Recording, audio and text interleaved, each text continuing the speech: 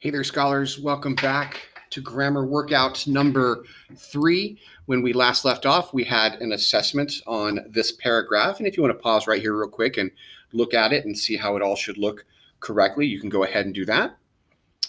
Moving on, we've got a challenge for you. I want you to combine these sentences using in a positive. These two sentences are from the previous paragraph that you were assessed on. And your first sentence is Mark Twain was America's best loved humorist. Your second sentence is he once said that he felt like the most conspicuous person on the planet. Go ahead and pause here and see if you can join these two sentences into one sentence using in a positive. All right, welcome back, scholars. Hopefully you came up with something like this. Mark Twain, and here comes my positive, America's best loved humorist, comma, once said that he felt like the most conspicuous person on the planet. All right, moving on. So for our first sentence here, we've got a comma error for separating adjectives, a spelling error. We're going to have to use some parentheses in this sentence, and we're going to have another comma error, and then finally we're going to have an adverb error. Now remember, adverbs modify other verbs, but they also modify other adjectives, hint, hint, and they also modify other adverbs, and very often they'll end in ly. And there's another hint for you as well. Here's your sentence. Slow, sustained stretching helps lengthen tight, cramped muscles, increases flexibility, and prevents muscle strains, tiny tears in muscle fibers. Pause the video here and see how you can do. All right, scholars, here we go. First up, we need to have a comma to separate these adjectives here. Slow, comma, sustained. Lengthen was our spelling error. Tight needed to be tightly because tightly is modifying this adjective, cramped.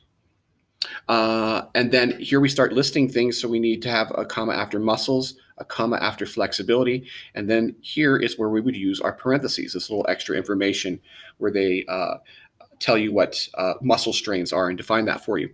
Now, some of you might be asking, why isn't the period inside the parentheses? And that is because what's in the parentheses is not a sentence by itself.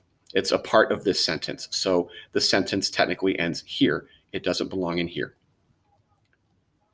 All right, next up, we've got a comma error, a spelling error, and a quotation marks error. Here is your sentence. The largest gold nugget ever found, weighed about 200 pounds, was discovered in 1969 near Ballarat, Australia, and was nicknamed Welcome Stranger.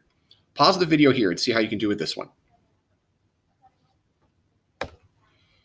Okay, scholars, welcome back. Here's what we got. So the largest gold nugget ever found, weighed about 200 pounds, comma, was discovered, and discovered was spelled wrong, was discovered in 1969 near Ballarat, Australia. I need to have a comma here to separate the city from the country, and was nicknamed Welcome Stranger. And since Welcome Stranger is the title of this nugget, we put it in quotation marks.